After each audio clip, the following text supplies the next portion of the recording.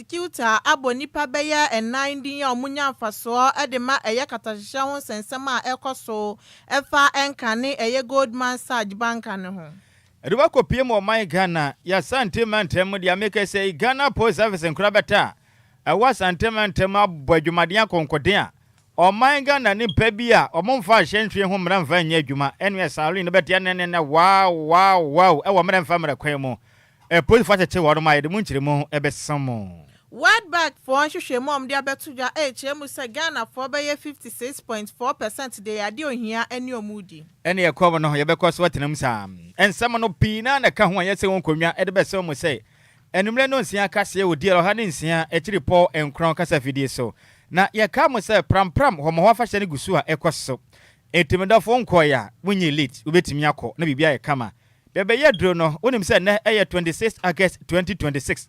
Yankopo ya atoma 30th August na dwumadie no ebe wi yenti yenya mpon ye kreda ho atempo no na yete anwam tese de adro no ya dwadie eye market sales all day every day ko na kodidwa eden na pese okopa ntoma on exhibition be na pese okoye ede ba de mpo na pese oto se ye ntade se ye nwane se ye de ba de bomade akopie mam ewo pram afashion service mi kase gusu a ekoso pam na ye fast trade cultural and food festival na dwumadie o matudin a mi kase no fast trade na afizina na nanom atengodwa mo pram na dwumadi esi o mesere so a etodwa e wo pram angakampa ko na wo kwa wa unnu ho kra se dwumadi ukobi in supapa de enwa ani Lumba supa inso ede afa fide maso ne sokroje ye de mani pedwana FDA so ajato mu se eye Lumba supa ne se wonsa enya enka bia frempanifo e wo 0549 889685 ana 0549 43616. Na ye ka mu se adwumakuo ba kwa ye fe ne sa ho pamu gene wo mayimu a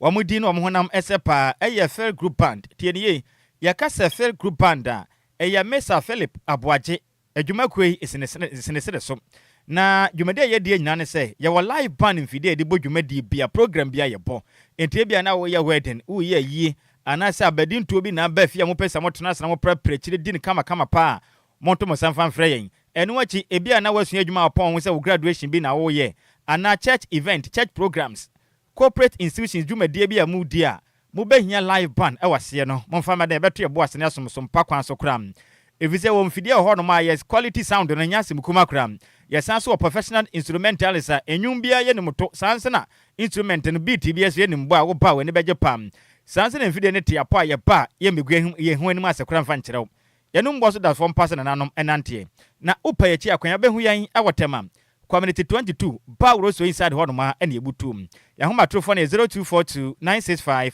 391 0242 965 391 ana 0541 149 741 akenkanfo benu ayese nkunwa beso manimre no edi ameje so yo wofa ose ade yo de wanf at Nhyiraba Kwadwo Sammy B mautedin ene bantwere bonana otafrija mene mo fa seba Adjoa Agyei Sikapa ye dan ye ho ye ba ye de kase bo no ekire mankasa ebesamo DL News.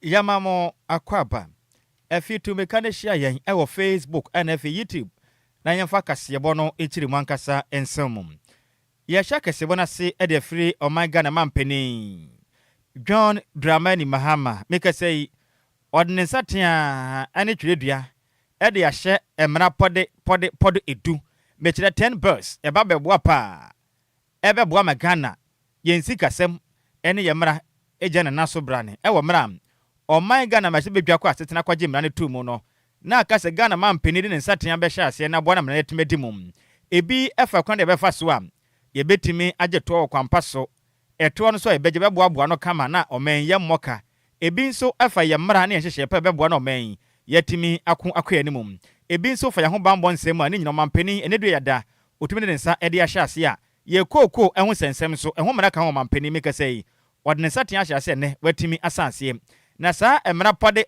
edwin o mampeni kirem se ebeboa pa mene o my Ghana yatumi akoya ni mu pa na mna Ghana mampeni edne nsatea hye dwumedi na se no kirem se we ya de ba kwa hwe ne mu say oman Ghana yemra ene ye to jeje ene ne ma ho do beboa na Ghana efo ye ho ba monsem ene mra so de ya adwuma no man yetimi akwakoduru bohye asase ne som na emra hodo na due Ghana man pene ne nsatea de ahyase nom ebi eye Custom Act 2026 eno achi ye Community Service Act 2026 Tribunals Act 2026 Maritime and Related Offences Act 2026 ye National Defense University Ghana Act 2026 ene no ye mra oman Ghana siapon bia wo ye mra no wo betumi amamofra na kwakusua mra enye Ghana School of Laws nkoa etuwe bopa mane Ghana mebuna na mpesenka mbekọ eyemre nim hu school na nso du pempenso mbekọ mo se Ghana School of Law ayema no mo nso atadwufo matumi afilia fam wa mu kirem se Income Tax Amendment Act 2026 ene so Ghana man penin wa pass ye ne yakro no ye Energy Sector Levies Amendment Act 2026 ene ye Ghana Cocoa Board Act ene Cocoa Board asona ye mra so nko de aba Ghana man penin ji atum ene Ghana Cocoa kua ne ukoton cocoa pe ohamji chemadio son wodia na odesen na wanya sika botne da hwe wata so akudi emefie ni kanika yesanso Valued Other Tax Amendment Act 2026 and FA Exercise Act 2026 ani nyina ya mara hodo a better oman Ghana sika jeje ene kwa be foto be boabo sika no man yesika sem etimi akonkanem Ghana man pani kirem se ohwe ani mu sanjehye be ya adwuma na abo na Ghana jeje sika oman ye betumi akoye ne mu na sika hodo nso enwunu edu ba bia ye beji sika nso na petepe pieto bonsi entumi mfa mra nworo na sika na nwuna gu no eso etumi atem Ghana man pani kirem se wohwe Income Tax Amendment Act 2026 na ebeboa pam etitiru ene eye Valued Other Tax Amendment eye act no ohwe nim se ni nyina betumi aboa mane oman Ghana sika jeje no na ma akonkan Ghana man pani kirem se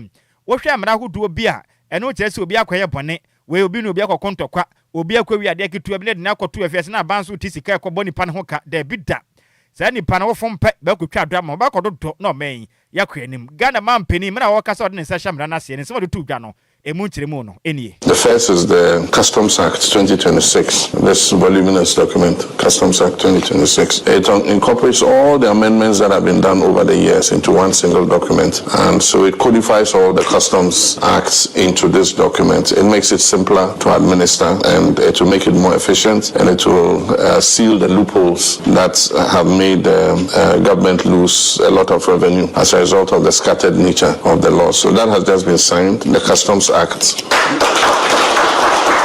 Then we have the Community Service Act. This is an act to provide for non-custodial service sentences for misdemeanors and other such minor offenses. So instead of putting people in jail and government have to pay for looking after prisoners, a lot of prisoners for stealing goods or for committing some very minor offenses, they can be sentenced to do community service for the period that they are convicted for. So there's the Community Services Act.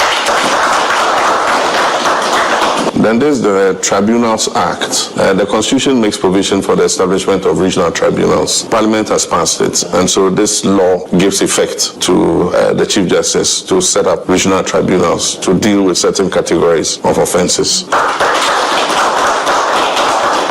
There's the Maritime and Related Offences Act. These are to cover crimes and offenses that are committed at sea, and it gives effect to the United Nations Convention on the Law of the Sea, which Ghana is a party to. And so this is the local domestic legislation to enforce that particular Maritime Offences Act. Then we have the Act for the National Defense University. As you are aware, we have set up a National Defense University, and this Act gives effect to that university, accredits the courses, and makes it a legal statutory entity. So there's the National Defense University Act 2026. Then we have the Income Tax Amendment Act. This act exempts people who earn the minimum wage and below from paying income tax. And so anybody who is on the minimum wage or below the minimum wage is exempt from income tax. DLFM 106.9. Ania wuti ye Ghana man penny Permo Bwata John Dramani Mahama. Yentwa kasebone so ne edaswa ejina Ghana mampeni ho ensensema no waye nsakremu ewa abemu say Minister for Labor, Jobs and Employment Dr. Abdul Rashid Hassan say we the Free Minister for Labor, Jobs and Employment he say Oko Office of the President okay Minister of State in charge of special initiatives na ya dia statement ni beto dwa enewukuo oswafo na hwe abankita wudie ho nsam so ye Sofosu Kwache ede ninsa ede eshase na omuchema Dr. Abdul Rashid sese no ade ono no Labor, Jobs and Employment se omayi na free hono ma Minister Emmanuel Jekum ono enkane no na Minister of State in charge of special initiatives no ono eba ko Minister of Minister for Labor, Jobs and Employment na chese Dr. Abdul Rashid enso etimi aba abehye na namu no mo yesan sakremu we sane ebeye no so betimi abo na dwumedi ahodo ne so no etimi akoso na Deputy Minister of Defense onyonyamfo NS Bro Jajenfin sese no omatimi no e free Deputy Minister of Defense ono so ekọ presidency so ono so ebeye omo special advisor Yantwa kasebone so na yakwanim na make say isa Ghana for bekaya emra na wiase nyina agu kansi beka ne say World Cup ekoso no ene Ghana ne abrante bi oje ne ho sakirame na pa na nya simkuma kram na mprempren ne to ya shibruta say report no na Accra Circuit Court wa makrachi Blasters supporter the din pa sha dakam Kalimani Killer Mani Ibrahim pai dodo afa ne say powder man na court akwa setena ne na wono ma hye Ghana sika botene 400,000 Ghana cedis bill eda ne tiri so a ontu afiri se wa kwa frakatam ede afa visa essensem hom na Ibrahim ebepie ne court asemdi bia ne ukode ya ewa sana bosom de toso aduonu nsia ewa mfempem no ene aduonu nsia mu a ni na ne se nipa bi ede akwa dan court ne se emra na wiase nyina gukansie ekoso no krati ene omu di nsa woso se de etie bia no wa wo konda so kopie mu ewa Canada, United States ene afin so Nicaragua odo ba kwansen nkonso a sika kito bi pa na betua ena Ghana mrante na omani abre ampeso mutu kwan na wiase na gukansie mu kohwe bie omu wi mo faso kopa adwuma ye no omba moden ababo mo ho ano ekobo ka chi yiprum se owura ya ba ya te onkomo ne mu ohwam emu adapam enti ba ya be no ye de sika bejaw na ba moden apevesa maye na wiase nyina gukansie World Cup ne enkobi na nka ne kirem se na ma court ko atetena mu kirem se krachi no jawo maja ne se wonko no nsamna bio no onfa galantes para miensan fanka ho na omra na omeboa a na busuafo panu tu ka ho na mma modern amra na munya no nko yakopɔ ya atoma asɛm no wɔmbɛsa akɔ asetena yakopɔ ya atoma bobos me de tosto de no nwotwe wɔ mfempem ye na do nsɛm kyerɛ September 28 2026 na ntansa court no kyerem sɛ nipa bi de abɔ no mu kyerem sɛ owure no Agyei Sikapa tena bɛboro ya $30,000 emu pipa nipa pode dumiansa 13 ɛna hwɛ mo bɔ sɛ nkagya ɔdo mu tu kwan ekɔkɔpiem ɛwɔ bi man so wɔ wiase na gukansi na sɛ nkam wɔfa akɔbɔ ne akɔ ahoma nanso antentam makrati omu kyerem sɛ ne botoma yɛ manene wa basti aye nsɛm pii na kɔdi kyerem sɛ sese ne wohwɛ enipa hodo ma so ayɛ hye na obi kura kyerem sɛ otua sika botene $50,000 ɛna ɔde makrati ebi so kura sɛ kyerem sɛ sika otua na boro sa ebi sɛ 8,500 ebi sɛ kyerem sɛ otua 9,200 sɛ sika o matua ne mu pipam na mnante wa na mbombo di tuatua sika ne kyerem sɛ in fact nsɛm ne mo hwram na yɛ mo yɛ pa bi sɛ krachi wo yɛ nkomo no mu di yɛ pa na nsɛm ɛkɔ so a wɔn man na anwe ho ansusu da sɛ ndɛ me wɔfa sɛ ne de pa wo da ma na ɔkɔgye ne din sɛ kyerɛ me na ɛwɔ bi man so a Ghana fo nyinaa bɔ yɛ nsɛm a na ma no hu pa da na go aba na Ghana fo twifa mu no ɛnɛ wakwaya fakadam te mu kyerem sɛ nkopɔ yɛ atoma ɛbɔbɔ sɛ mɛda taso de no nwɔtwe ɔma pie mu ɛwɔ Accra Circuit Court na court enter nsɛm no na Ghana fo ebu mu kwasea no ebufu ye na bi di nsɛm sei ɛna to dear nsantwerɛfo anymore Mamon, I tell issue. He said, I have a Colombian transit visa. Foolish boy. You don't talk Colombian transit visa. I they take me go Bolivia. I pay 9,000 take me go Bolivia. Your mother. 9,000 for Bolivia. 9,000 for Bolivia. Shake it. Mutu mimpanza barao. Mucho. Your money be how much? $5,000. Your money be how much? 2,000. Your money be how much? $9,000. Your money be how much? $8,500. Your money be how much? $8,500. How much? $8,500. Your money be how much? 5,000 Ghana cedis. Your money be how much? $8,500. Your money be how much? $9,200. $9,200. Your money be how much? $9,000. Fresh note. Fresh note. $1,100. Fresh note never. Enti utumi se fresh note panoma boaboa na me wafase. Hey! Kalamni Ibrahim Pai. Oh. Ni dine kura ya pa. Arodo afane sa powder man. Abrofu yi kura kan say. Ono kura na ohu niam na magana ye hye goes ni ade. Anti kofi sanfa me wafase powder man phone ni to so. Enti ebisa say wo sika no sen na ade man no wa bodin. Wo de sen na man no ba ko ne wadwa pa. Me wafase odi kan nsem na wo se sen yan. My money I tell issue. He said make I have a Colombian transit visa.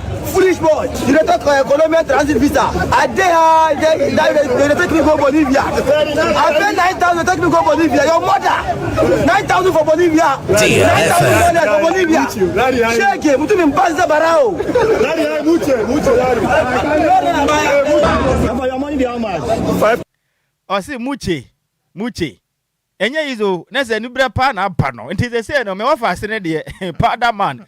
Sana wojina work up na say chifa munya na say nurse bi business wa twiga na fo bi ade. Enti a kire din. Emu nsem na nimre no. Ye de asomonto betenso obi si say je na say je na kire say. Na danduru. Danduru ha eno ana no kire din. Say danduru amu say danduru ha na. Di danduru ha on the 28th September. Toa ebesini trudru. Yanku ya ni mo kase bonum. Yentwa kasia bone so na Ghana mampeni abedi eche ya Professor Nhyiraba Agyei Sikapa ene Ghana form wo Rwanda etimi enyankita hodie etie omonsem sanso no kire omhyehyɛ pa ban no edi agu akwemu edi ama eye Ghana fo na brankita hodie no ekoso no mampeni abedi eche ma eye ade aban na agenda hodo de aba no wo boa amampuntu dwuma so no etimi akoso ewo man Ghana mu na tememfo ne so no ho etimi atowom na wakasa edi afasika samu no chemu sabai ebo ne homodin ye pa sa yen eye Ghana yesidi no ahwodin ebetimi abemeba high inflation ni ade nyina na obetimi atetetete ne maso ebe ka a omine so edi omubetimi ahweso omubetiti ni nyina so na aboa na chese ba ya kwan ahodo no so omatimi aye edi amaye ni schools nso no masisi na ahomasu anso etimi akoso ye ewo man Ghana mu na okasa edi afa apomudi Samson no chemu say ya ria krankran no so no aba nipa num bi so ewo mayi ma chese omosa enko no eye niam ya sabia no ehia na ban e de bema on se ne be yo betimi ahwe wom na pomuden wonsam etimi akoso e de amagana for. When we took over, we had a very challenging economic situation. We had been blacklisted and a whole lot of things. Fortunately, we are slowly but surely getting our way out of that difficulty. Inflation was high, our local currency was in a bad shape, and so on and so forth. And as I said, I believe you are following the trend and you know the details more than I do. At the same time, reducing our debts, even our own people who had put their monies in bonds were in all kinds of difficulties. We are trying to pay. So please, you see, people say, oh, you are not spending the money. We need to spend it where it matters. We need to fix the roads, look at the hospitals, the schools, pay people. I mean, that's what everybody does. You put a bit of your money aside for the rainy day. So when the rainy day comes, you must get your money. And that's only being fair. And more importantly, that also allows you to invest in your own country. Otherwise, you're always waiting for others to come invest in you. It doesn't work. Enwechi anagana mampeni abedieche eye Professor Nhyiraba Agyei Sikapa ekasa na oche musa yetememfo amwa manone ebe ya common register with eye Ghanaian diplomatic mission sane ebe ya aban no ebetimi atrake eye omonso na omonso etimi atene ema omonso ehia asen na woche ma Ghana fo bebre na etutututu kwan na emom opese won kire omonso enfa ho ene ba bia watu kwan akwaya ade aban no adwi omho ye pa in every Ghanaian, no matter where they live. So this is so important for us that I want to urge all of you, if you haven't done so, please register with our embassies. we need to know where you are. Not only because there'll be trouble, but just for us to know. You know, recently we had a bit of a problem in South Africa. We went to our database. We saw a certain number. We started planning and, it didn't work because the number was about 4 times what we had seen. If we had known that, then people didn't have to wait in difficult situations. At least we could have done the best we could. So please, it's very, very important that we know where you are. We are not trying to, don't want to use the word mafia, but we are not trying to spy on you. No, that's not it. But we just need to know where our citizens are. So this is important for us because the diaspora is very important, regardless where you are. And Ghanaians, we like to travel, don't we? So we are everywhere, and that's okay. But we need to know. Eniya uti ye Ghana mampeni abedi Professor Nana Jane Opoku Ajiman. Yantoa kasiabwa no so ne yenyina mu ewo man Ghana nsem ye mu na meka say Greater Accra Resilient and Integrated Development ye twani tia kan say GARIT eye project eno ya so ye hwe se o man Ghana eka akese de nkrabopure ntemu ne o man Ghana nkronkron keto de ntemu nyina mu no ye betuma hwe se ka anase gates no ye di mu kama memu da ho hweren se be ye nsuo to a enyini mfa nipa ewo mayi mu na mpenifo kirem se yemfa ntuma ni ase na mo mode yemfa asa wanyi masum mpenifo be ya dwumaden ewo mayi mu a emremra hodo nsuo to yiri fa mo no ebe atwem kabea se be ya de bia da nsuo to na Ghana ni nsu ne gujam wan pon adwuma ankofie ntama nsuo fa adan eso betumi atwa na meka se openipo da dwumade na no ni kirem se Dr. Bishia Highway every Pamprom Junction Kanesha asem ne yekan omba be yensiesi adwumade esonko a eno be hye ase afrim ebobo so medi enim de tosonson ewo mfempem mienu na de nu nsem metire September 7th 2026 omba ye adwumaden sa aboa se be ya Pamprom Kaneshi ho ne munya kweye kopim first light no insoto kakra na ho nyina yiri yesaka na ebi nkɔ ne bia ba ha adwen yipa na nipa nkɔ da sanem na wo kyerem se wo hwɛ first face na wo medi kan ye na wo mbenya dwumaden comment kwa na wo mbetum wo mbetu kwan mu akwapem eye obubu obosom na wie ye meche November 2026 ansa na kwan no matumi aye no mba mmɔden ahwɛ ne mu se Pamprom Junction ho no mo no wo mbenya dwumaden afiri ho no mo akwakopie mu wo first light eno mba bia tumu a aje se openima bosom na wotwe di kan mechire first week of December 2026 ansa na kwan no empenifo atumi bie e de atuna se bosum mienu ntem ene kwan no mbesi no na won mu kire mi se dwumade on ba ba ye no wo ba ba ye 1.5 eye kilometer double cell underground eye rectangular storm water drainer eno bebo pa free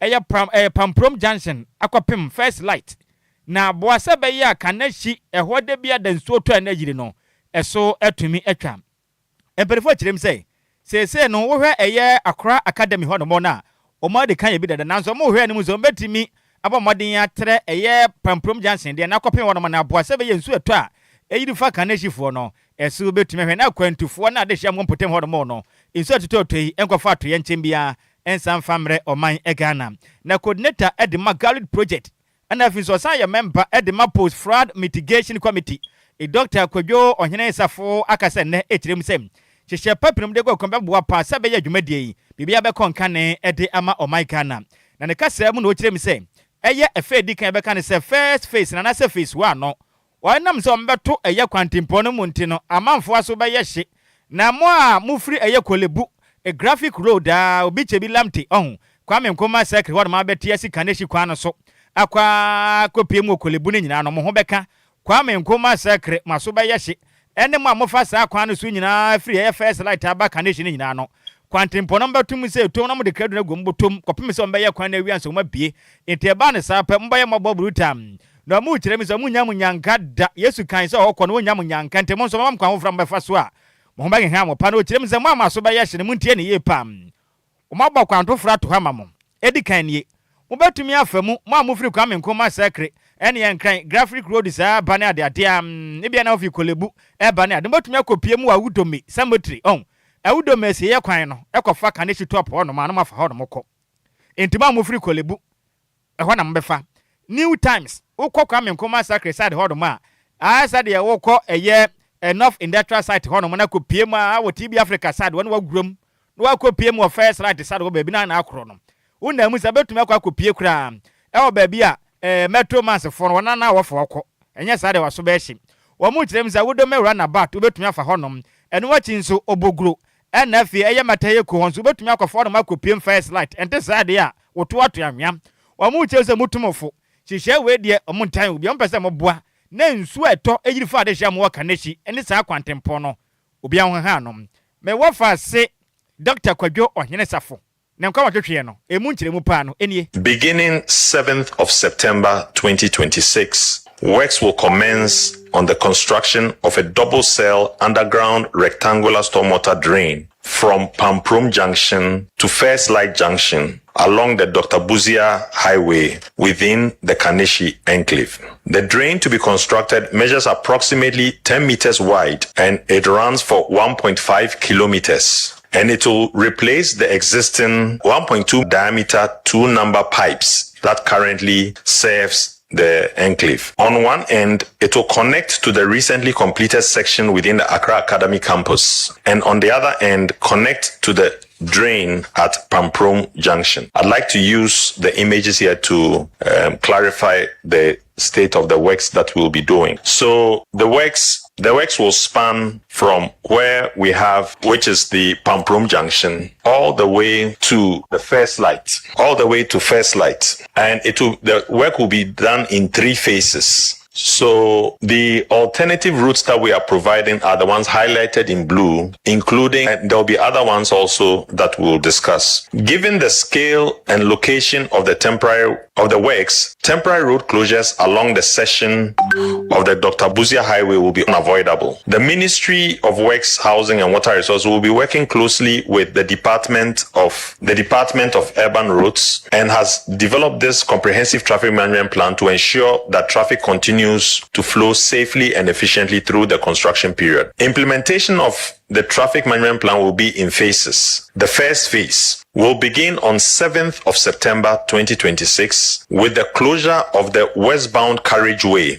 of the Dr. Buzia Highway starting from Pamprom Junction. This phase will continue till the end of November 2026 and will affect all vehicles traveling from Kolebu Mochri Road, Graphic Road, Obechebi Lamte Circle, Kwame Nkrumah Circle, all of them heading towards the Pamprom Junction and then on to the First Light traffic intersection and beyond. Affected vehicles will be required to use the Awodome Cemetery Road, the New Times Corporation to Awodome Roundabout, the Oblogo to Matayeko route as well to access the First Light Junction and thereafter proceed on their journey. It is expected that this first phase of the works will be completed by the end of November and Pamprom Junction will then be open to traffic in the first week of December 2026. DLFM 106.9.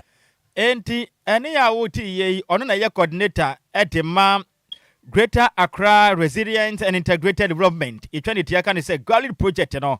On a den on kransu say a member at the Post Fraud Mitigation Committee.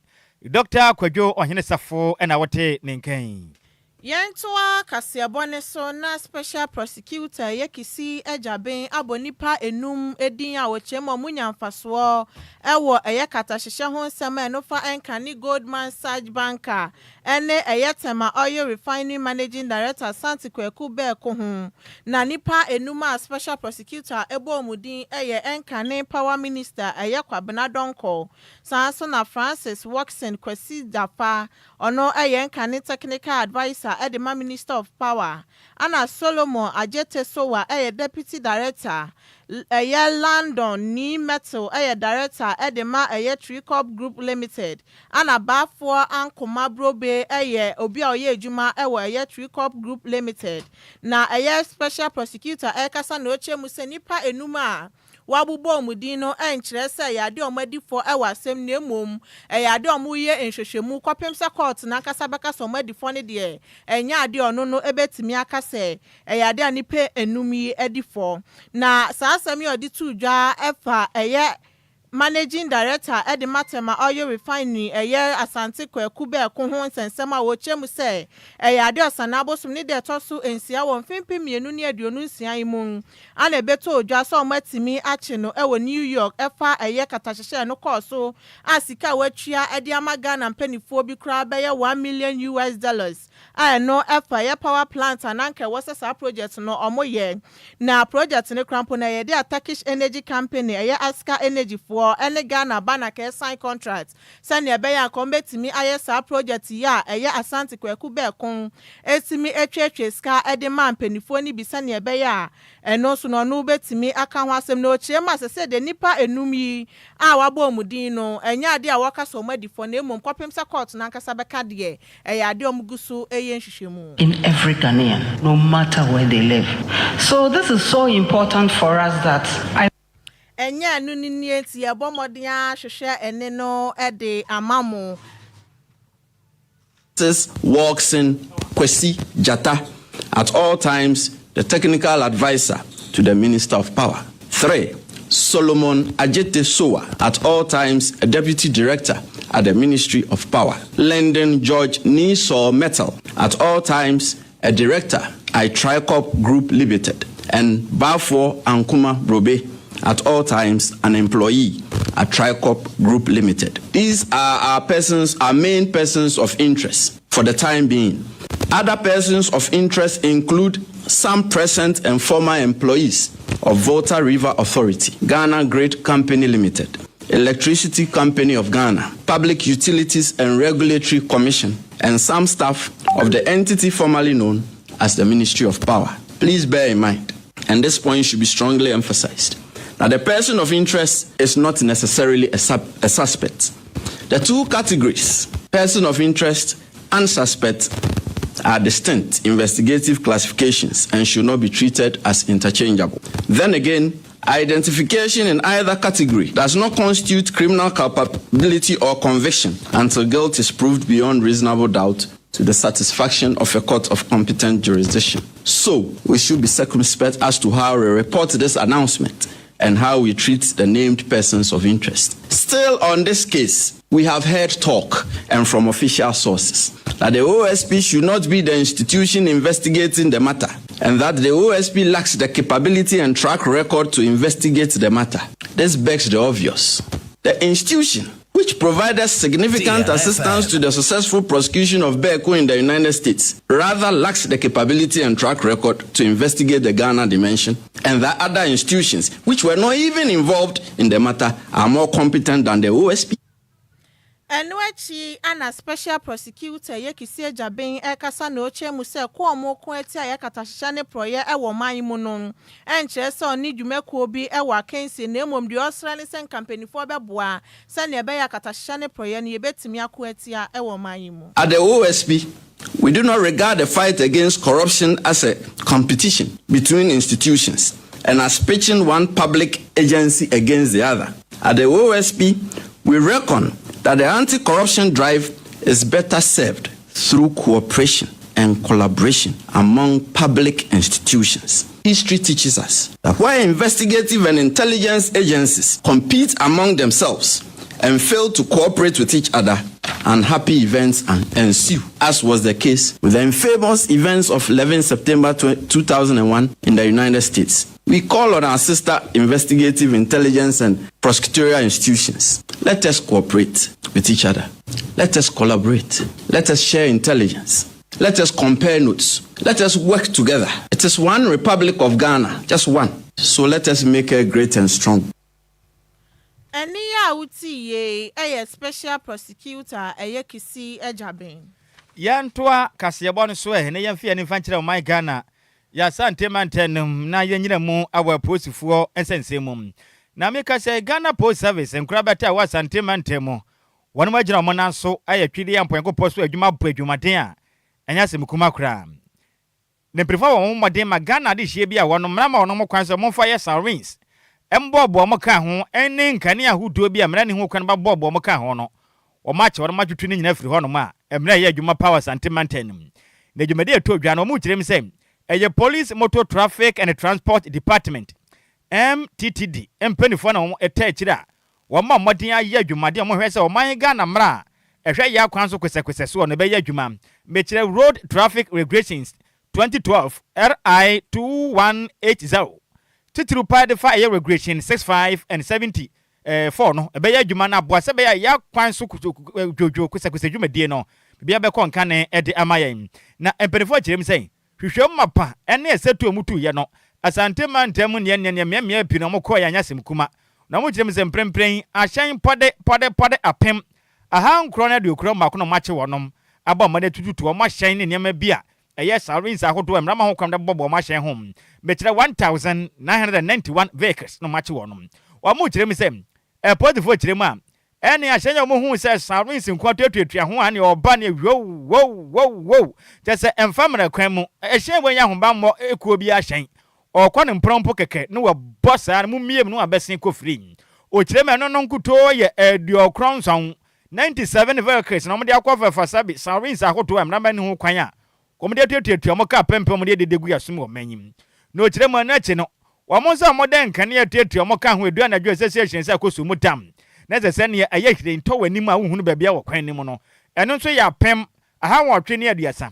1830 ɛna so motutu ne nyina firi ho a ɛna o maso ayɛ hye blue tam na Ashanti Regional MTTD Commander ɛyɛ mo fa ase superintendent of police Kwame Buadi ekase kyerem sem enipa bi wo ho na mo de mo kwa da afiase da dakra visa maso ayɛ den ayɛ hwekra no bɛyɛ bosome miense de mo betwa ne afiase o visa o mabum na so do mo ka o munti o maka o munti te den afiase de o meda o de sem sei atudwa lamps and sirens within the city. The use of strobe lights, lamps, sirens and horns on vehicles is regulated under Road Traffic Regulation 90 and 99 of 2026. That is LI 2519 respectively. The regulations remains an important legal framework for road traffic enforcement in Ghana. The Ghana Police Service, through the Motor Traffic and Transport Department, continues to enforce these provisions. On the 3rd of July 2026, the Central MTTD in Ashanti,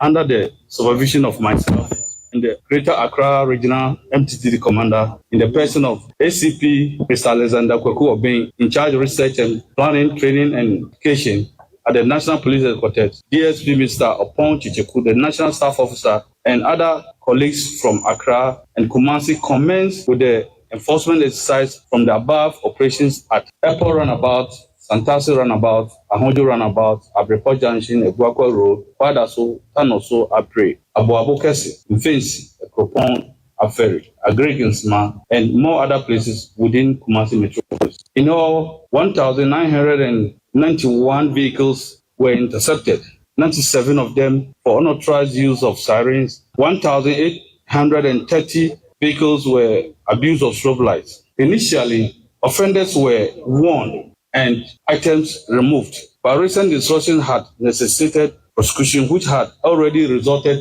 in the conviction of one person for 3 months because the court see him as a recalcitrant driver, and several warnings had not been taken serious. And wachi ana SP Kwame Buadi echirim say yam fan to Ghana fo anim na won fan takra nyima sum ye na muntie ne ye pevi say ya kwan so kwese dwumadie no emra beta ho no emu odu pass ne chema untumi change timo hwe se mo bedi esu ye pante sa de ambabre na wo kirema wo hwe regulation 74 edema LI 2180 na ema wo kwan se sabe obi abetumi akwafa eye sorins ne biatuatuatu ne kan akwedede wo manyimum na ahia hodo agana mra ema omutumi se won betumi de sa sorins bi ababo mo kan ho ne wonna man ne wow ba biem na mensene no omu kirema de edi kan eye se bia omampani o oba ne omampani hye de otumi twam free eno achi ehia hodo eba ebo aban ho eban omoka ho ebio ahomba mmokuo se Ghana Police Service, Immigration, Military Service, Ghana National Fire Service, and ahomba mmokuo ni nyina prison service ye ba bie kwan mu eno se no emna beta ho ntemutumi twufam ba bia e wo mra betumi abo wow no omu kirem se bi so che se bia na eye bullion van ahoto no sa vehicles no ebe ri sika eka bia kofa sika ye de kro ana se bia ambulance services obi yade ne kwa yare sabia ni nyina no obetumi abo no obetwum akọ eno wachi ma aka no monka ho Entu nimuna boom na so mu kyerem so betumi afa no up to 25 penalty unit. Eno betumi akoda afiase boso me pode aduasa. Anasa 30 days or both ne nyina no asotwe betumi aka ho de amam. Wa mu kyerem se wo hwe regulation 65 nkuto na. E kyerɛ sɛ ekyenya hoto a yɛde nkane betuatua ho no a emfa mra kwan so na nye ediba bia na si ni pani enipa ba kura na ne so kura ohun nanim enti ambasre sane ma ne yade etia mra enti efre na ekɔ wo mu ye we di aboa se be ya yakwan so kosakose dwumadie no ebekɔ nkan na nkwanhia wo do ekɔ so mamu no eso betimi ate me wa fa se kwa me bodi nkomo no oto aso sei. Those who qualify to use the sirens and strobe lights under the law are a government vehicle used for official purpose by the head of state, a police vehicle, a motor vehicle used by the fire service, a motor vehicle used as an ambulance by a hospital or a clinic, a motor vehicle used by other government security agencies, a bullion vehicle registered by the licensing authority. And it goes further to say, a person who contravenes these regulations commits an offense and is liable for a summary conviction of a fine not more than 25 penalty units or to a term of imprisonment of not more than 30 days or to both. In conclusion, drivers and motorists are therefore reminded to comply strictly with the provisions of the road traffic regulations concerning the use of horns, sirens, lamp and strobe lights. Unauthorized installation or use of horns, lamps and sirens will attract police enforcement. I thank you very much for your attention. Eni ya wuti ye ubawura sentiment ni mono no ya Ashanti Regional MTTD Commander Superintendent of Police Kwame Bwadi ena mote ninken. Yentwa kasiebone so na nhwehwemu afri eye World Bank hofo echiremu se Ghana for ebeye 56.4% de wo hia fitei ade omunamu ye pa de omubedi kra eden ede mawom na yade aban ebo ne homodin ehwese Ghana yesika sembetimi akosron na so asanetia anetie na omudin semi tudwa wa bro mo launch World Bank Group time Ghana Economic Updates and a World Bank Division Director Edema Omai Ghana, Liberia, any Sierra Leone, Dr. Robert, Talisio, Ekasa, and Ochemuse, Abai Echrema, Yadio Mahe, Ghana Sika Sama, Kostru Ye Pang. Now, so now come the bid the Ghana for ye papa, Pabaye 56.4% dear, Yadia Hochro Mo Femu no Chese, and Yadia Sanya Ghana for Ekasa Sika Samna Kostron Sanity, Esan say, Nini Nechi Abai. Recovery from 2022 crisis is real and measurable, but it also raises a harder question. Is it built to last? The choices made now will determine whether the gains of the past 2 years translate into durable transformation or prove fragile in the face of the next shock. The key results speak for themselves, and let me just highlight a few really notable accomplishments. Growth. The economy grew by 6% in 2025, the fastest pace since 2019 before the pandemic, and accelerated further to 6.4% in Q1 2026. Inflation. Headline inflation fell from 23.2% in February 2025 to 3.2% in March 2026. This is the lowest inflation rate since 1999 and currently stands at 4.6, still below the Bank of Ghana's lower band target. The IMF program. Ghana successfully concluded its extended credit facility program, a hard-won marker of restored credibility. Fiscal. A primary surplus of 2.5% of GDP in 2025, which exceeded the 1.5% target with continued momentum in the first half of 2026. Debt. Public debt declined from 70.3% of GDP in 2024 to 49% at the end of 2025. 3 years ahead of the expected IMF program timeline. And then the external position. International reserves have been rebuilt on the back of a strong trade surplus, driven by record gold export receipts. A welcome buffer, the one that underscores the economy's continued dependence on commodity exports. So the government deserves full credit for the difficult decisions that made these results possible. Yet the report is candid. Ghana is not out of the woods yet. The recovery remains structurally incomplete. The fiscal surplus was achieved largely through expenditure compression. Capital spending was 38% below budget, which is not a sustainable path to growth and development. The report offers a clear message. Sustained fiscal consolidation over the medium term will require strengthening revenue mobilization. Domestic revenue mobilization has been a challenge for Ghana for a very long time. Secondly, 56.4% of Ghanaians remain in poverty. 56.4% of Ghanaians remain in poverty. And spatial disparities are widening. World Bank Division Director at the Ghana, Liberia, and Sierra Leone, Dr. Robert Salisio. Yantua Kasiabano Sona, Yakuya Nima, and Baby Adreno. Yamama Dianko, Yam Facebook, no Sena can come, my dream, tell me fancy more Casibono. Na okwa yem Facebook nso abetemu pa Kofi Parliament the abana wase Ghana belongs to us. Let's together and move Ghana forward. Watching live from Agwenabo Bikuma apa Ghana yenyina de yenyina yembum ne mfo ma no enkobo hya asase Kofi Parliament Agwenabo Bikuma ye cheche mu nyina numre yi nkomo de ane mu hwam pa o message me de pa ya ta fabra na obeda samode abana wase taxi driver ne from Tamanu town ayiko wo fa same ene Adjoa Agyei Sikapa wotie live I want to text anymore. Only passengers, you know, more filia for Promo James Casebo, more the person of manam. In fact, I must confess, Caseboni is so tasty, and no dear pain. Or Saint Jack as young commander, yet a total mutual donna pa, Amakana, and any senior brother, a Dennis Abrakwa, aka Kamuku, and Evin, so a year and wife. Adjoa a year crama, or Damasi, not a thank you, dear Count, Messer Darcy, so the buying. Now, Marker Swansea, the Abana was on my Adjo, Brakwajo, any Adjoa, or share life.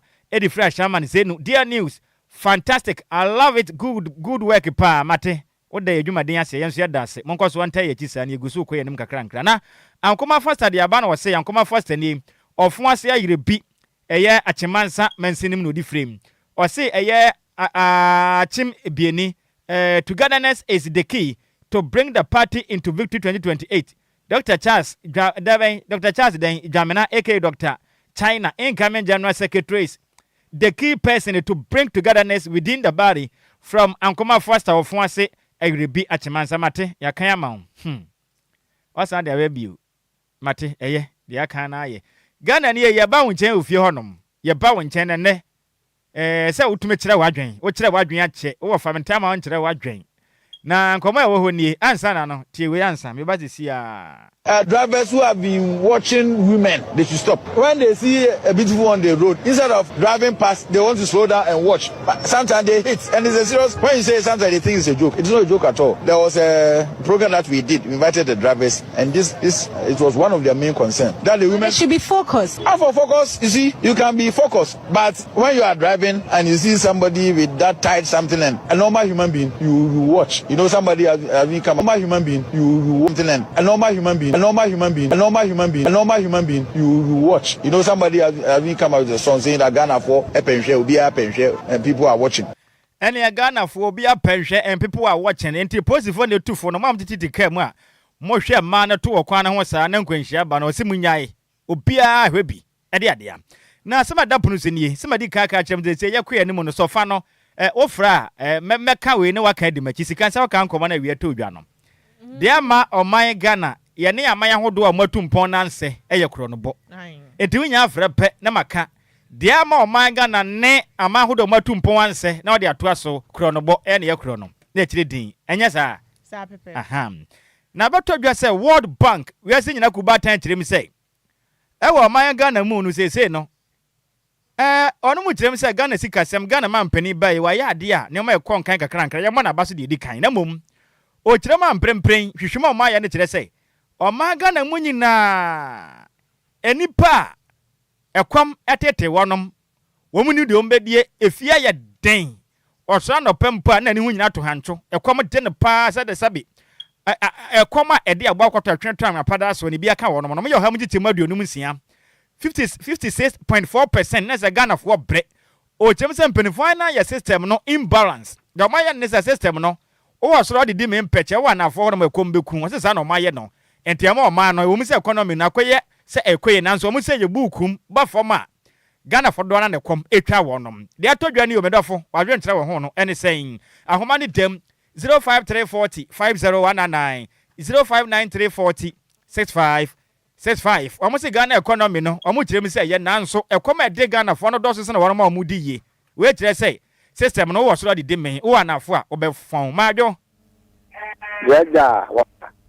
enti mana na meka na waje so wate se wo ka de meka ye no Me kai pa. aha oman Ghana ne amaya ne amano ne amaya omadi ye nanse na ye de ba de a Ne ye kro. better me wa fa se udi na bia ka free Wo adabinya asem ne saada ne kotu nyi.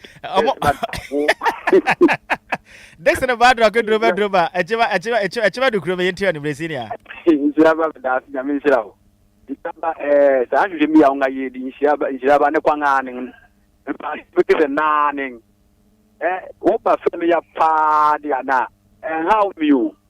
Na se me so me hwehwe mi ya ma ye awu se. Ese Ghana so ne bi so akoye se MPP ni NDC. Penfo na na wudidi mi sa. Di yo eba na fa but wonyai emoya oman no asu bi metavi me da se pa majo me dofo Ma do me di ni sapon de ama Ghana na ama na ne nkura tu pon no anse no na ye de ba de a ye de bro kro no ye de attract kro no kra o atrapo ye mbem ko fo me nu ye ndi sia bibie ye attract kro no me sa sapon me yenti wa de mre na so almost 75%. Almost 56.4 eye Ghana for compare e de wo nyagro Me pa so agonta no ma hu ni ye and both of 100% because MPP co opposition anu ya for no market and any benefit was a comedy wa mo mu e be didi me ye handed de e de be didi me oh that make us say according to the politicians and they are 100%. Okay mate come to the man be see me da se pa majo me dofo Ofa good evening. Meju so udi na bia kasa free. You ofa ba ku pe ma flow say anoman. Me se ma feel pam na ne no beje so ansa wawuram kura wate. Pacho yo. Dia ma Ghana ne amano ne atu mpon na nsa ne ye de ba dia. Pacho yo krono. Eno ano no ye krono. Bribery and corruption ama o manya say. Openi yenti wadwen kire numre. Oh uni anyo mi ni kasa free tom blue sky. Champion me tom de e bia eye but ye de ye ho de ye ho. Ni radi ye juma. Na se form ho nye majo ofa. Hey Mavis mesra o kasa fide nda se obetwe ho afiri ho ana se obedwom na kakra nde se amaso be se no wo se na adwuma no mawia ne sa Mavis yan kasa Mavis tama hey Mavis kura kasa Africa so rather sister Mavis hello hey mo fa se Mavis wada e kire din sa kwabra majo hello sister Mavis Kafra me ngofa asefo no mente o monka kra enti mesra homa da so de obetumi aba 05340 50199 05934 6565 majo yeah medafu di na bia kasa free Mr. Sorry Tema de amma Ghana ne amanone manya tumpona an momodi ansa ye de ba de a e pacho ni ble bonne ne kro no e kire din openi me yenti wanimre respect na me pacho say obehwe sisi a ohwe Ghana de wa e na ye wo fomo no ye bre pa kire say e wo say sisi a no mo develop Ghana obi ati ase be before na obi you be efi be odidi no e wo say upe bibi eden e ma no ana pe bebi ani pa ne be ko na say so munya alternative place bi o betumi agidi ho so wahu they I will say the next time me bo bi achi ani dim me pacho this government buy on hwe bebi a woko wonim bibi nya botre me ba de oka no ne nyina ye nsema hodo e ha o man ne se ne de dadwa no me pese be focus on that wogi tum se sa hwehwem na beto dwa no wonim penifo ya adwen wo ho me pacho eblosa me da se 75%. Okay matenti de aka na kire ne bedi ho komo money show no so wate ya minshira opi majo me dofo kafra me ofa si wa chenti wantimi antwen majo hello nana kwanso bra kwa me dodo an pom design ya me adumo eskeni Eske do do a Yeah. Dia magana ne aman hodo atumpo wansa ne yede ba dia. Na. Ayo nyato. Pese minkumia mate. Ano na ha. And de super wo ne yakro no bona na ama ya nyeyida. Unse makufu ni bi. Aha. Me nkafu mu am na. Eno a. Openi dankes no to ka kese. World Bank hwehwe no amoya adwen se Ghana for ha mu gichi medu no nsia chiri pon nan yedi kom. Oyamba. Oyamba. Yo, mate. Meda se me wofa se majo. Aba, yawro. Hey, Asante Zongo bama bo ada na te sen. Aba dia du bofa. Abosia kan Zongo hoboko de. Me banjo ha boko. Ahujire ndi. Mebre na mo ase de o yare no. Be yitiu. Asante Zongo dia magana ne ama hodo atumpo na nsa ne yede ba de a. Aya kuraru, alibri boni. Etredi yankuyanim yitiu. Me banjo. I'm sure of percentage, you know. Obiama politicians and Enquires. Somebody saying about embassy from 32 tower. Of our of 7 city. I can am 10 city. I did it 3 days. 3 times. Did you make it 3 times? Yeah. I was ready. Meso medase pa me fa me very fana kola. Ne de frefo dwumadi no enyina aba awie ye madwo medofo. Hello.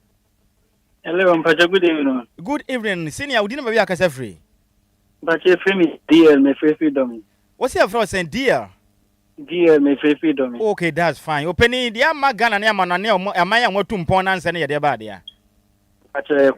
Better. Yentiwa ni mri wajwentre Efa World Bank for all Portono. Me patch me adia ya me Japan say Ghana. Mpenimfo no anaze mpenimfo mukibi o man Ghana any policy ba ko eda ho a ema o man direction say ne pese e do o man ko na ati samba no abe ni ono fi se ebe bo na say when manifest ni we ba no ono so abe de ono so pe enti di we di ni sabe kan na we ye jaato di we di ni sabe kan no jaato ena nam so a amatmemufo ni bebre ebre Senke idea o mining a police ba ko say ha ne pese e do o mine kwa me gidi senke niema betumi amba fom amatememufo ne so ehu ato wo me da tibe nyame nsa me so me da se pa no adwetire huma nimre wode asom yen ye me wafa si yampene majo. Hello. Yes sir. Hey, odobo ni Johnson for ni wasti boko de. O nyame adom yete apopa na wonso e. O nyame adom. Chama dia magana ne aman hodo atumpo wansa ye de ba dia. Aya krono no difidipe. Ono ene difidipe. E chire di odobo ni Johnson for yentie manumre. Oh, odobo ni Johnson for chawa. Afeni ya pakiele. Right, enti World Bank hwehwe mu na won batu dwa no mogitum se sa na te. Oh, sa na te. Dabi sa na te. 99.1, 39.1. Omo akomo domo no azoso papa Nhyiraba. O de o bakase e bia mebua. Funungari ebu pankesem. E fa besi madina market train pa ba ebe fu asia. Iti fa bre, masa nyame ga ho. Nyame nka wonso wo ho pa me wafa se wast nyame nhira pa se enumre yi wonso dwane ye efrafo dwumadie no medi si afisa yabra ne kopa champion tailor na no nyina to fita bra so kofie na no so otumi koji di kakra hu se yatene mu ache ate ase bedofo odine ba bi akase frɛ me last caller. Uncle Mukocho, good evening. Hey, medofo ma me efu atema apom te den. Uncle yamna adom na we. Yame adom me hu yi pa na Ghana abana dinti no man ye ntumi nya amano ne nkuru ahodo a wadi ye nansi. Uncle eyewo ni nyina yewi sam. Kro no bona biri ya mate me yente wanyimire onfamfa ye World Bank report no. E kire dinje so no wawie kura. Wawie. Ete na okase boni ye gina wasi de asi. Aha, ye gina wasi de asi na nkoma akra wa kire se ye hwene ye prepare kire. Wa wo frɛ na mesraw nyabotre na bebe ye duro no in fact ye kɔ ba bi na aba nti ye ka sɛ metumi afa wa na madada okra nti mesraw nyabotre bɔkɔ me ka sɛ metumi afa wa na betwa wo ntro ebre kɔ na ne nyane sɛ twidi ya mpɔn Nyankopɔn bɛsɛ ya adom a pram be ye de bruta ekɔ be ye dankasa ne nyina ne sɛ 29th August wasana bosom de toso aduonu enkron ebesi memenenta. Ano chese memenda ebe ya asem ne ye kan this coming Saturday pram homo afahye no ye kwatwa fam non-stop music when ye pram homo 90s jam enya simkuma eno ne ye MC Nana Ama Fosia Her Excellency ne ho February na no ate se ku enim na wo manchen enti ansa na fiba betena se no de awoso na ba no ye ma Nana Ama aba na ye nim komo kakra emfamfro pram afahye no ene pram homo ho 90s jam no ye ni ho komo akra na wo fa se papa na empom de say adom ahweye and I feel Mumpai Bontino, not to say me Gine Mupampe. That's fine. Fena mafio pa. Mafio pan and then who many year palms. Hey, that's fine. A Juma so the move will be. Oh, Ben, you could cream. More far. A Juma the woo will be. You could cream said that in your mana. Now, a brack of in what is a crumpa. Oh, back of it and away and back of it and say 1 man tells you. What then I know what they are saying. Or cement time, friend. I Trayana Frey. Okay. Friend, I call him quite. Sacrum Papa, no, said the Acron, yes, young boy out to my one so a bit super coffee kinata, and Yasim Kumakra. Just say, Kinata, when you made in Tadio, where they made in Tema. Made in Tema. Made in Tema. A binsi crada, and Krahakran a binsida. A binsida. Wow. Nanam come out that Ponsopani a pram fashion a Tujano. Oh, say, go point to my Sunday. And a pram a fashion your baby. Say your baby on the 30th. On the 30th. Number one, son, your baby, but preachers say we are fashion into on the 29th August na Saturday me na bay ya pese boy enkomo kakra e dey adwuma dey na ba beto bia che say won say enne na mafo aba no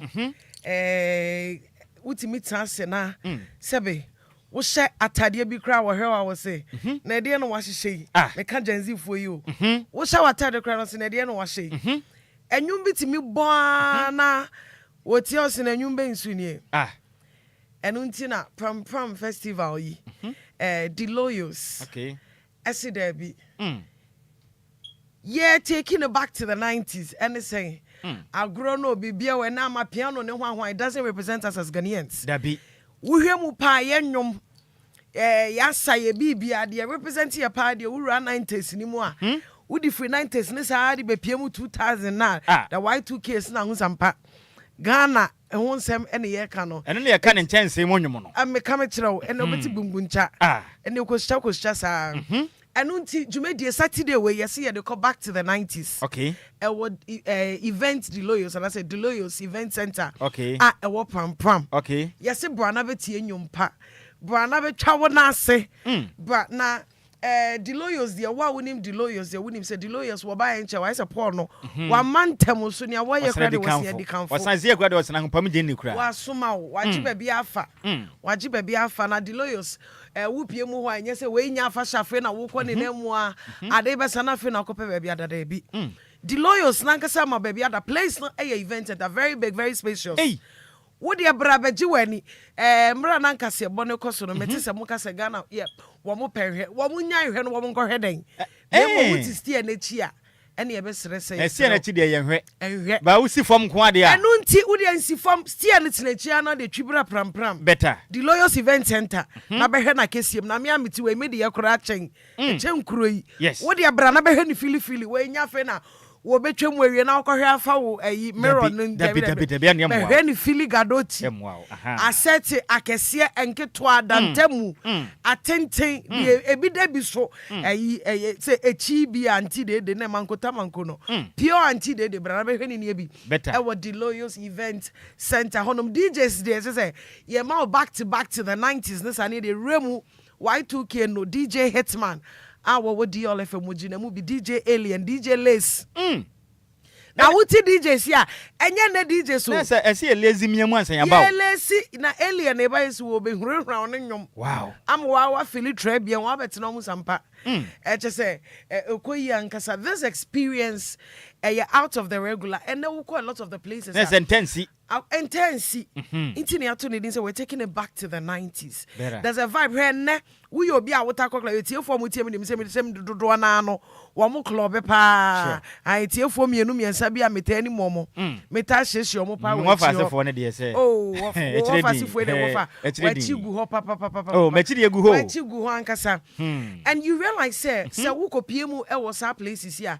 Your boy, my piano, no sa, na say, ye jemu bako, Menyamadi de. When no money, I Y2K, you move. there is no way that Amapianos and the rest of them can take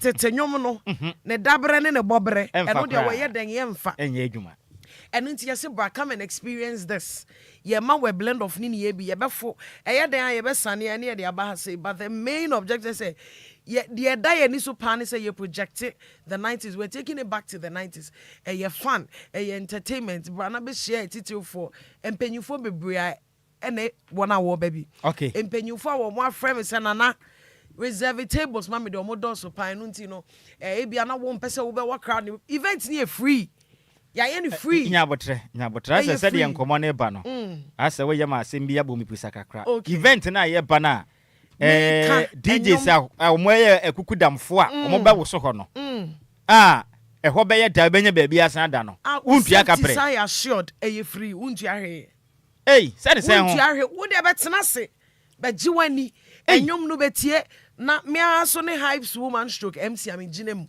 na over prepare me ngofa se me come kire we don't you don't need any kire mu bia wow say me kita microphone na say ba bia ewu wo die ne se bra to kana bra bra ba jiwani come and socialize come and network be fa yonko papa ewo dwumedie no ase the lawyers obi anim enya nkwala ne ba nya sebe bra na be hia etitirufo ewo dwumedie na se back to the 90s jam no bra na be hia etitirufo nemo empenyufo e bia bepese omo beba wo mo bepese ye besisi omo achi kama no wo de ye tables bia na obi ne dofo bi na eba wonti no ne onyamfo bi ne dofo ba sa no opese obenya table bi o mbetena ho kama na eja o matumi afọ mo ho adwen won say tables ne so ye mpese ye be ye ne chinchin atwan ya obi beba akakọ ise ne table ene obekọ baby table ye say ne 10,000 20,000 50,000 ye nya ne sa wo de ye ne se frɛ wo frɛ wo say ama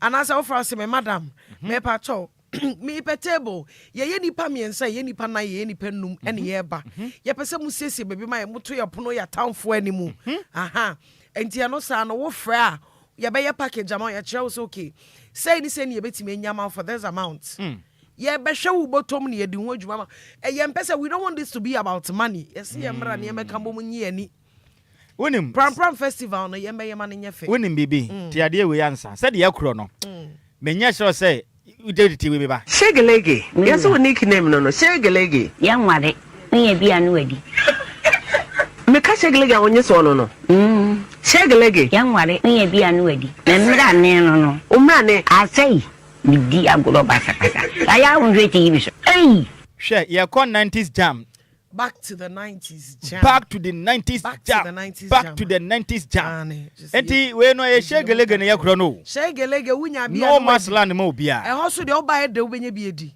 na de ade wo ye de wo ba obenya bi edi eduane obenya bi edi ensa obenya bi wo benya bi e ho de eyi no obenya bi you're very interested me say wo de wo ma pram da no wo de fa dwumedi hu na de bra pram if you have not experienced the pram festival wo de bra na be hwe wani so ade na wo be hu sampa enjoyment na bi didi bi echi nya de amoye wa ha no debi na se mu de say bra na be hwe enjoyment we de me tun san free obia e bia na wo pese wo reserve table e bia na wo pe direction wo pese wo frɛ na wo gi nchechemu bia e ye simple but modern na frɛ 0596464 wo fresh number na ncheche mu bia wo hie bia no wo de be ma 05964646644 afa 0244 878719 0244878719 wo fra wo se me pacho me pese me reserve table ye be reserve ama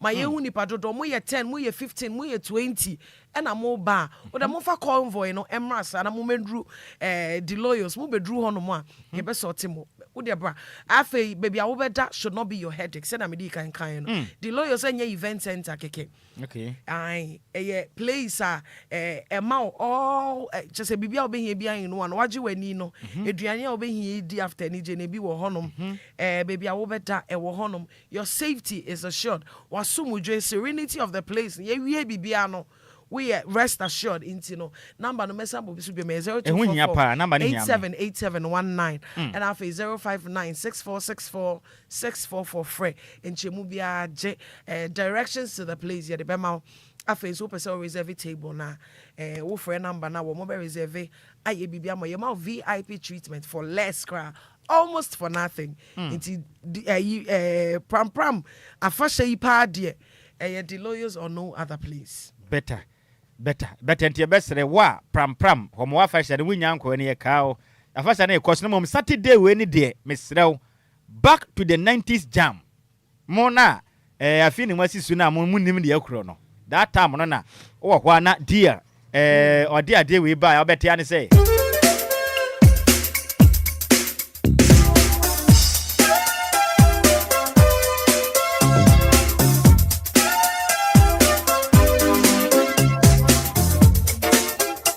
so who said ya crowd nti me wafa say her excellency si ya na be kono e ho be debuta enti e besere Ghana fu nyina baabi akogi wani a e pram hwa the lawyers events uko pie baby fufuro bia mesre wayira kra enti mesa na wasa ma ahoma no bio obi ho afi na bia na wadwan show no bomodin na frey ya ho fei ene mpenifo mo dwumadi esi o mesre so na yakopon ya adoma on the 29th September August 29th August Saturday ya me dey da ye nimu ya o china chiechi ye na mo mehia na the lawyers event ya di sama ma ahoma no bio na pram ho 90s jam no number wo be frey 0244 878719 afi 0596 4464644 and that's 059-644-64644. Right. Simple.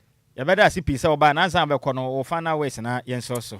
My final words ni say senior empenyufo ka no mema no munsusu hwe yesre mo nemu efede wo hwe afatatis eto ho afi so mesre se nyame bo 29th August na kan no obi amfa nani enter event the lawyers pram festival back to the 90s jam ho na ebekoso wo bra baby obenya wasomdwe baby obi nkowia baby abasabasa yo bi no security so de tight wo event the lawyers into modern for number not reserve table na bra na yengi and DJ Hitman DJ Alien DJ Lace and afemi ankasa so excellency na amafoso amegine mu ache se microphone no me de be ye niema bebre Brian si jama unim se jama ne so de menyamo HD yeah tie no ano right ye beda se pa enti we ye me wo fase in fact ne din ade na amafoso na momu no agye se wo de her excellence ne ka ho wo bodin ni sa akakade emfa enti de din de her excellency nana amafusia emisi papa na numre moten ka kire krom pap bra ko fisa mechia no no ma mentene nka tesa me amehya me chacha ba me ne obi kan asamato no etire din enti meda se pa ho fe meda se pa right enti no ye gina wozi de kase bonus na woda ba komienu ha me boni tew na nsa na no se de be koso back to the 90s jams ni se ya na be ye unu ana mechiri no me ne magunso mu no Unia, na me chiri no, me frequency abakrom, e ma kokko mo me he. Yeah! Ye ska fo me chiri.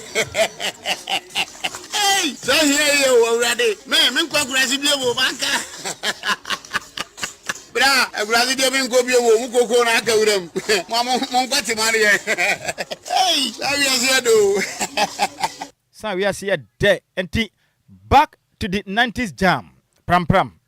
Why pinso na enumre no kaseboni adisi na awoda ba komienu aba me mon pe na me so am DJ Fiba de aba enumre say we dey happy super duper birthday to my beautiful friend me wafa se o se nyetwidi ya mpon yankopon peja wo pa na besa ya dom onya wo kese ofi ni konkrom emiemu bia ho no mra wo moa omie yede pono noma otamfu bia obehyehyehye bonnet ya yankopon pa na pampam na yede kwan emiemam. Happy birthday to you, me wafa seba. Ya minshira opi wate. Ya mpabo nyane say. Ono twede ya mpo yankopon a, ohyira ba kwa na wahira pem no. Ene numre se ohyira na adofo a, onyiwu emfemfirim. Na wambo ne homode na wahira wo. Na nhira no so, wama aye kese pa. Enti wei ese wo de man sweetheart. Na won wasi afiri ne sister part to eye obia. Idini say no ano no, obia. enti mo fa se ba wudin ede opia ene your birthday and ofedua wow na no kra ne asem no yeah what a sweet friend happy birthday to you once again opia ya me shire opinu awoda no onye ne sonko ede adia what a sweet mouth na next birthday ne kwadi ama grandma Mame abana nsonwa owo eye Ojobi estate. Na may God bless you with long life, good health, peace and joy. You are a blessing to us. We love you and celebrate you today and always. From Janet Owon Samwam Adjoa Agyei. Enti mo fa se Janet Owon Samwam Adjoa Agyei trim se ne grandmom ne na bia ani den ede mame abana nsonwa a wo Ojobi estate. Mama Chidi ampo Nyankopon nya okese wai na ompeje mfra dom kwa dom se ne yedie ne de yame adom bibia da na kwan mu enkwatente na osre se Nyankopon fa bi mfa nka ho na wonyine nkyere na mato na na mmea no mu nyina na bibia nya fan te mama yame hwe na wawode yi onya ne sonko kura na otere ne mfa nkyere wai afiri wa na na bia Janet awo won sanwam Adjoa Agyei na ose yemfa awode yi yemfa emam awode atwato no kwade ma me wo fa ase ba ne din ede Letitia Ofosu Ohima Letitia Ofosu Ohima na we a student ewo Presbyterian Women College of Education etwede aka ne se PWC Ebri na wo Eastern Region ahofe twidi ampo Nyankopon besa yadom ene ede afe ba ko de aka amfe nto onya okese wan ompejo ofra dom kwa dom enkwatenten yedi apon Nyankopon mie ma na ade na awusu Nyankopon mie wadwuna dachi bia no beye asset magana dachi bia o magana enya wo so mfa so pa happy birthday to you once again Letitia Ofosu Ohima. We a student our Presbyterian Women College of Education. I mean sure pinu awoda no. Onye ne soronko. Kase boni ye de semu fo ne ye Miss Mabel entwe ne se mu ema yen. Champion ted ye kopie mu. Ewo Facebook NF YouTube makase boni wonya bi ehwe yem. DJ Zigby echinchim. Kase fide no from edesum ya nimre. Akenkan fo ye 2. Edi ameje so ye wofa.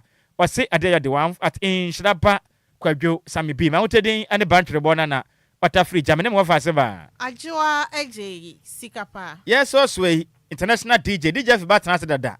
Enyum na back to back. Awuso dwumade no na eto aso. Ma munyina mo ane tia. Adehye.